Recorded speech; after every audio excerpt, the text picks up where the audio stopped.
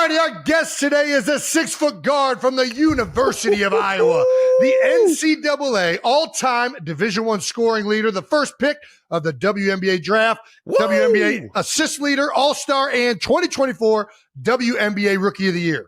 She's the most requested guest in the history of our show, and the Time Magazine Athlete of the Year, Miss Caitlinclark. Please welcome everyone. Yeah, I appreciate it. I'm excited. I don't get excited about many things, but this is at the top of my list. So we made it, Jason. We've made it. How many accolades did we leave off? How many accolades do you have right now at this point, Caitlin? I think you might have made some up. I don't know. Yeah, well, I don't think so. I'm pretty sure on that. I feel like you're kind of like Wayne Gretzky for basketball right now. Gretzky. The amount. If you go to the Wikipedia page and you look at like the list of like awards and achievements, it's like endless. It is. Yeah, we had to limit it to this list just to get the show started. I appreciate it. Thank you. Is there any accomplishment, I guess, of all these accolades that has meant the most to you? Oh, gosh, that's a good question. Well, I'd give you the answer my mom would say is probably academic All-American. She was proud of me for being a good student in college. So that's that answer. Nobody talks that about answer that. from mom. That's what I'm talking about. I did all right in school, so hung in there. But other than that, I mean, they're all cool, but you don't really care. It kind of just comes with it. It comes with having fun. And I think that the Time Athlete of the Year was cool too, just because you see the list of like all the athletes that they've had prior to me. And a lot of those people I idolized growing up, and LeBron's been the only other basketball player. So, and it's cool as a woman, like they haven't had many females on the cover too. So for women's sports, it's kind of special, but you know, just kind of comes with playing the game and having fun, as you guys know. That's awesome. I love it. One of my coaches early on in my career said, you know, your rookie year is always so hard because you're in a new city, you're in a new place, you're with a new team, new coaches. There's so much that's not part of the routine that you're so used to. And you had that as like magnified. I mean, are you looking forward this year to like kind of having some like, I don't know, more of a routine? Familiarity. You had the familiarity. Yeah. I mean, it's just so unlike any other professional sport, really, from the standpoint of, so I played in the national championship and I basically went to the draft right after, got picked. And then you basically pack up and move. Like you're moving in April, you don't even finish senior year of college. And I guess for you guys, like what was it? You go to the combine. How long do you have to prepare for the combine? A few months. And then you get drafted and you still got a little time to get acclimated to the new city. For sure. You know, you have camp, whatever. Like it's not like that. Like camp for us is like a week and a half. Right. And then you're let's go play. Yeah. But I think it was good a little bit too. Like you don't have time to overthink things. Like it's just like boom, boom, boom, boom. Yeah, like you're just on to the next. But at the same time, like you don't like, I feel like I never really ended the chapter of college. Like it was just like you've been left, but maybe that's good. You don't have a lot of time to think about it. So I think that's definitely the weirdest part of, you know, women's professional basketball and obviously college basketball too, is just that change, but that's kind of how it has to be too. So it's just different. What was harder, high school, college, or going from college to the pros? Ooh, that's a good question. Yeah. Well, my high school to college transition was so weird because it was COVID. So like, I didn't even know when I was going to go to college. It's like, I didn't even like technically graduate high school. Like I did obviously, but like I didn't ever walk really. We had like an outdoor thing, but other than that, like it was so weird. And then like 2 weeks before they're like, we're in the summer and Iowa was like, yeah, like we want you to come to campus. And literally the only people there were like us and the football team in men's basketball. Wow.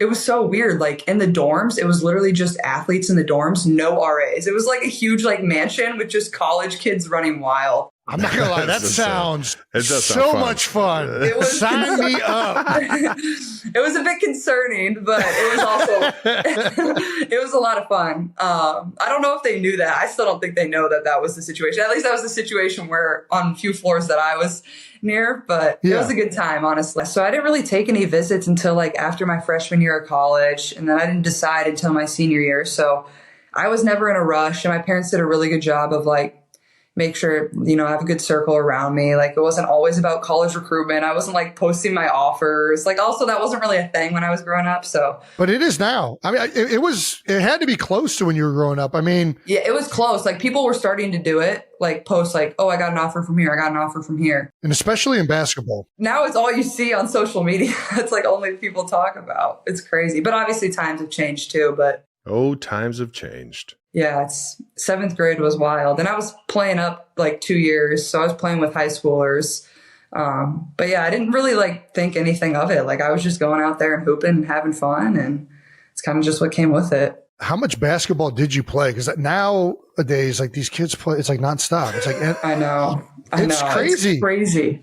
Yeah. It is crazy. And I played AAU, and then I played for my high school team. But my mom would be like, she is not playing more than like 3 games or 2 games in one day. Like, that's crazy. Because sometimes they would want me to play like for the 7th grade team and the 8th grade team. So my parents were like really good about that. Like, they didn't want me to lose the love of it. Like, you don't want to get burned out. Like, you still want to be having fun when you're doing it as a pro, if you're lucky enough. And Smart maybe parents. as a kid, I was like, Mom, no, like, I can keep going. Like, I can keep playing. But looking back, like, I'm very fortunate for that, because I haven't lost that fun of it and that passion for it and always wanting to get better. And sometimes that's why people get burned out, is because they did it too much as a kid and their parents forced it on them, or whoever forced it on them too much. And that was never something I really had to deal with. So every 4 years in college basketball, you get to take a foreign trip, and you like go and play some teams overseas, like in the summer before your season. What? Oh, this sounds like that's a fun. blast. That's great. So we went to Italy and Croatia, like 2 great spots. Would you like more? Which one? Which one would you like more? Honestly, Croatia.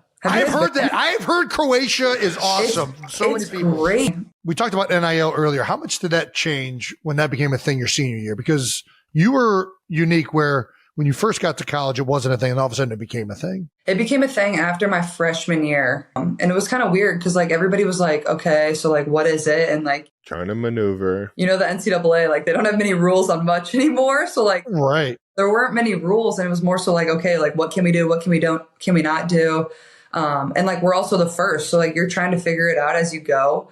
My family helped me a lot. But as you get going, you just figure things out, and it's fun. And like, and it obviously should have been a thing for a really long time. Like the NIL part of it, like the true, like endorsements, like you're doing a commercial for, the local coffee shop or like whatever it is. Like, it's something so easy and so simple. And I think, like a normal student can do that, but like, why couldn't an athlete? Like, it's just like such a simple thing that should have been a thing for a long time. But also it was like challenging to navigate, and it still is, like seeing these college students that they don't have the right resources around them. And it's tough. It stinks. Like, it's hard. And I think that's kind of like something that needs to kind of become, I don't know, more prevalent. And I know universities are trying to start like having in-house, like NIL people or whatever it is, or in-house lawyers or whatever it is, to kind of try to manage that. So they're doing the best they can too, but obviously there's not many guidelines or rules, so it makes it hard as well. But it obviously changed a lot, and it's made it fun. And I think it's also helped women's sports grow too. I think you've seen. Yeah, it's a great point. Women's sports has blown up with the NIL stuff. That's such a good idea. Everyone's becoming more familiar. Yeah. Absolutely. So it's been great for everybody, honestly. Honestly, like, I feel like the average just like basketball fan doesn't understand how good NBA players are, and they think it looks like they're not trying. I promise you they're trying. They're just like so good. Like, that's why it looks like they're not trying. And obviously the physicality of the league has changed a lot, and I wasn't around when it was like much more physical, and maybe people want more like beef and physicality, and people think it's gotten soft. But I think that's also because the skill has just changed, and like, that's what's great about basketball. Like, it's always evolving. Like, it's going to be different than when MJ played. It's going to be different in 10 years than it is now. I think just like enjoy every single moment, because it goes so fast, and like life changes so fast, and you only get to do a lot of things once. So have fun, enjoy it. Remember why you do it, because like, you love it, you're passionate about it. Don't take it too serious. So I would say that. That's how I've tried to live. And obviously some moments are better than others. As you guys know, you get competitive and caught up, but just enjoy it, have fun, and keep loving it. I think that is That's a very the perfect wise answer, advice. Yes. especially for someone going into their second year of I professional was basketball. still It's trying. amazing. Appreciate I it. took so much shit serious when I first Yeah. got in the league. I was just like, I have to do this. I have to, and this and Yeah. this. And now I'm just like telling everyone, like, it's not that serious. Right? Yeah. We're gonna do it. That's fun. So hopefully I can make it to a Chiefs game here soon. Maybe a playoff game or something. So I'll tell you what, we punched our ticket, so we're definitely I know. we're gonna at least Love have. I would assume we at least got one at Arrowhead, but you're invited to them all. So all right. Appreciate you guys. Thank you so much.